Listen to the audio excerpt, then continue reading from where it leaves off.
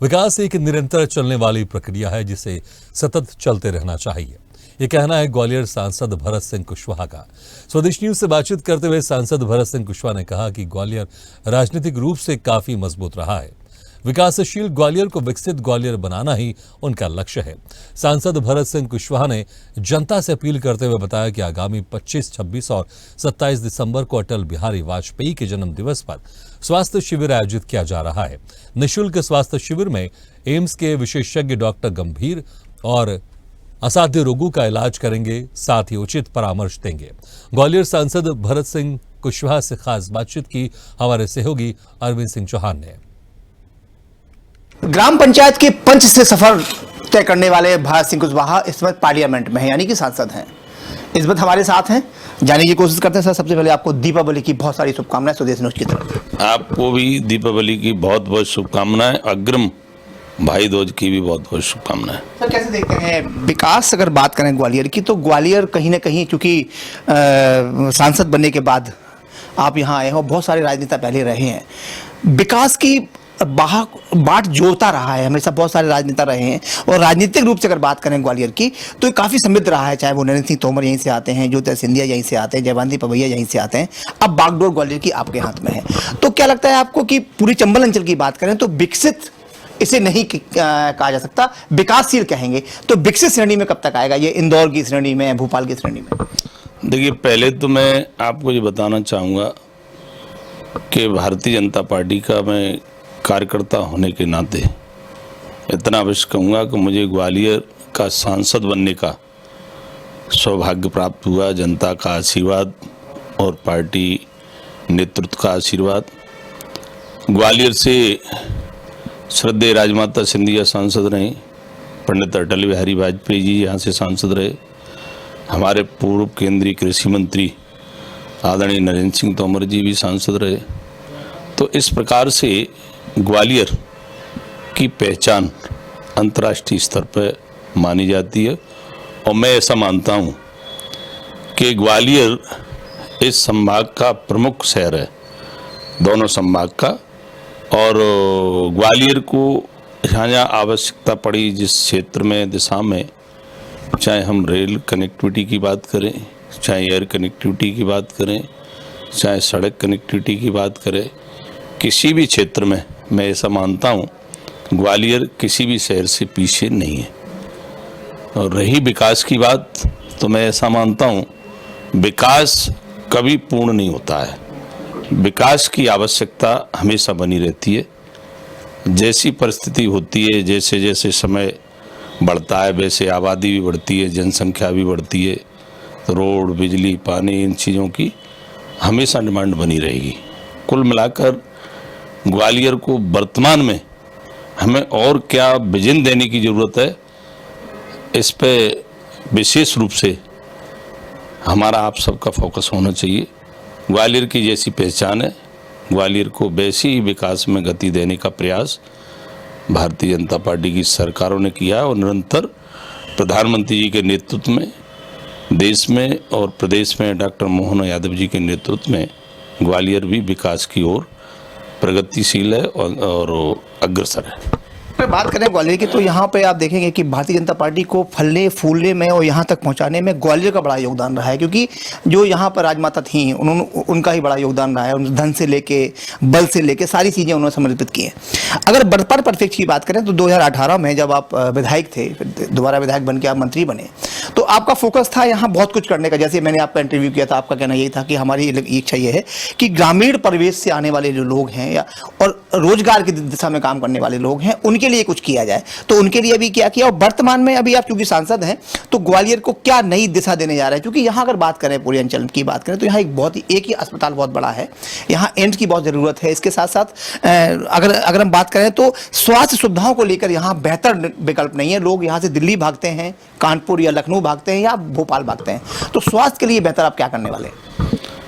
निश्चित रूप से आपने सही कहा है कि ग्वालियर का जैसा नाम है, ग्वालियर में वैसे तो यहाँ नहीं है। जय रोग अस्पताल बहुत बड़ा हॉस्पिटल है, 1000 बिस्तर का भी हॉस्पिटल बन के तैयार है।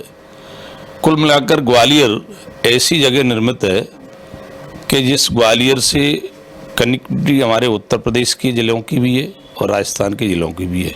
ग्वालियर, चंबल और ग्वालियर संभाग, बुंदेलखंड लगा हुआ है, झांसी लगी हुई है, उरई लगी हुई है, हमारा इटावा लगा है, आगरा लगा है, धौलपुर लगा है, करौली लगा है।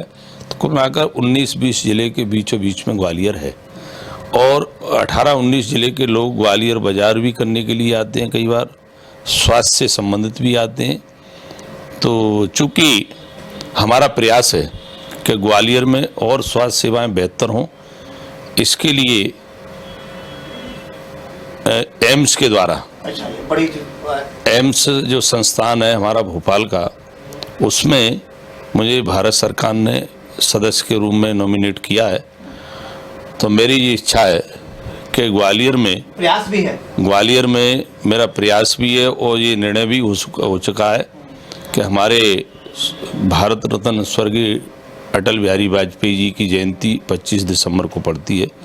तो 25, 26 और 27 3 दिन का यहाँ शिविर, 19 ज़िले के लोग यहाँ उपचार के लिए आएंगे। 3 दिन शिविर लगेगा और एम्स के 200 डॉक्टर, करीबन 200-250 के करीबन डॉक्टर यहाँ आएंगे, 3 दिन रहेंगे और लोगों को बेहतर इलाज देने का वो शिविर के माध्यम से प्रयास किया जाएगा। और इससे इस क्षेत्र के बारे में और अंचल के बारे में ये भी पता लगाया जा सके कि एम्स जैसा रिसर्च इंस्टीट्यूट के डॉक्टर जहाँ आएंगे तो कौन सी बीमारी ग्रोथ कर रही है, किस बीमारी का ग्वालियर में इलाज नहीं हो सकता है। लोगों से कि आप आइए यहाँ दिखाइए। निश्चित रूप से मेरी सबसे प्रार्थना भी ये बता दी कि 25 दिसंबर को हमारे भारत रत्न स्वर्गीय पंडित अटल बिहारी वाजपेयी जी की जयंती के अवसर पर एम्स भोपाल के द्वारा 25, 26, 27 3 दिवसीय शिविर का आयोजन होगा और इसमें सभी बीमारियों का इलाज प्राथमिकता से किया जाएगा। और विशेष रूप से मैं ये कहना चाहूँगा, सरकार की जो इच्छा है कि एक छत के नीचे सारी बीमारियों का उपचार हो सके, उसके लिए एम्स के डॉक्टर यहाँ ग्वालियर पधार रहे हैं। और जिन भाई बहनों को कोई दिक्कत हो, स्वास्थ्य से संबंधित, परीक्षण से संबंधित या कोई विशेष बीमारी से संबंधित कोई दिक्कत है, तो निश्चित रूप से वो 25 दिसंबर को न भूलें। 25 दिसंबर, 26 दिसंबर और 27 दिसंबर को अवश्य आएँ, वो अपना उपचार ग्वालियर में कराएं। और बिल्कुल मैं तो हाँ रहूँगा ही और मेरा ये प्रयास है कि लोगों तक सूचना पहुँचे। रजिस्ट्रेशन का क्या या कैसे लोग रजिस्ट्रेशन करेंगे, ऑनलाइन होगा या कैसे करेंगे?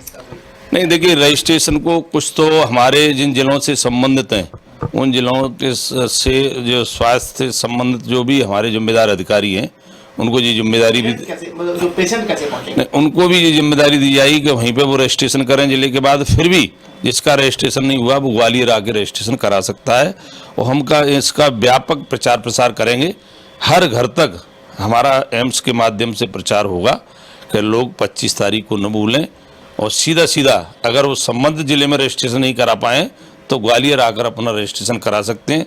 ऑनलाइन भी करा सकते हैं, ऑफलाइन भी करा सकते हैं, इसमें कोई दिक्कत नहीं है। एक बात करें तो अगर ग्वालियर की बात करें तो अटल बिहारी वाजपेयी के नाम से बहुत सारी चीज़ें सामने आ रही थी कि ग्वालियर का रेलवे स्टेशन का नाम अटल बिहारी वाजपेयी साहब के नाम किया जाए, क्योंकि भारत रत्न हैं, ग्वालियर के रहने वाले लाडले हैं।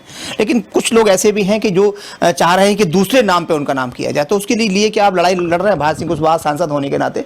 क्या लड़ाई लड़ रहे हैं कि भारत सिंह को क्या कोई पत्राचार किया है कि ग्वालियर स्टेशन का नाम भारत माननीय अटल बिहारी साहब के, क्योंकि हमारे भी आदर्श रहे हैं, कवि रहे हैं, पत्रकार रहे हैं, तो हमारे मुखिया भी हैं, चूंकि आपके कुल के हैं तो आपके भी सांसद हैं, प्रधानमंत्री रहे हैं, तो क्या उनका नाम अगर ग्वालियर के नाम से पड़ता है तो निश्चित तौर पर ग्वालियर के लिए गौरव की बात होगी। क्या प्रयास किया आपने किया है?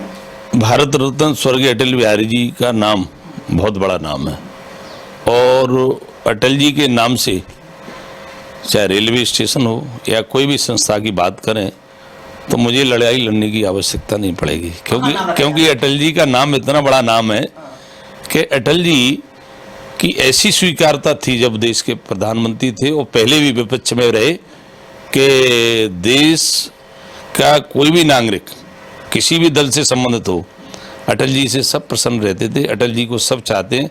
अटल जी को हमेशा हमेशा के लिए अटल जी की याद में ग्वालियर की भी इच्छा रहेगी, सारे देश की रहेगी।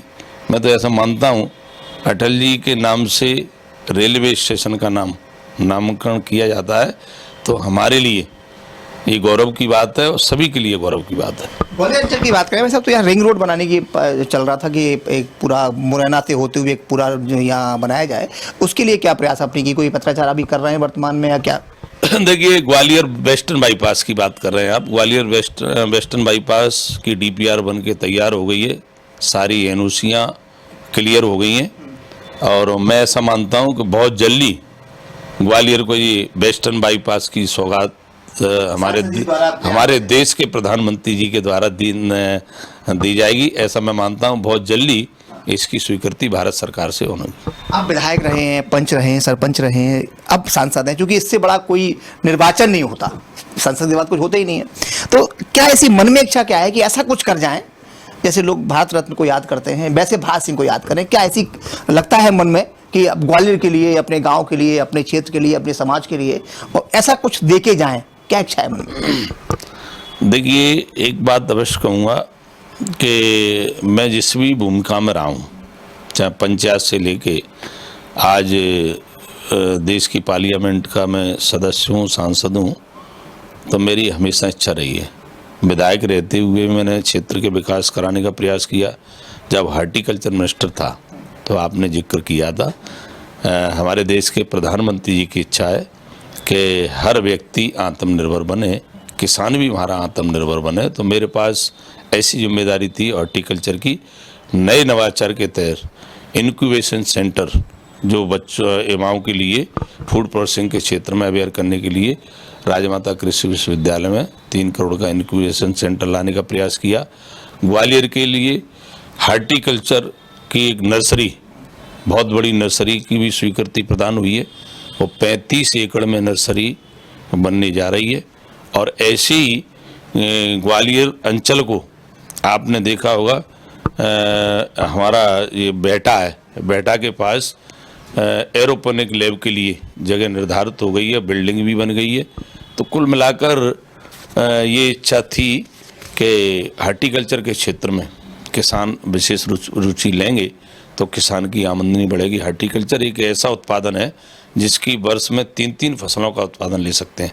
क्योंकि मैं स्वयं किसान हूँ, जैविक खेती भी करता हूँ, हॉर्टिकल्चर की खेती भी करता हूँ, मुझे पता है कितना मुनाफा हॉर्टिकल्चर की खेती से होता है। और गेहूं या सरसों के दम पे हम अपनी आमदनी दुगनी नहीं कर सकते। इसके लिए भी हमने काम किया है।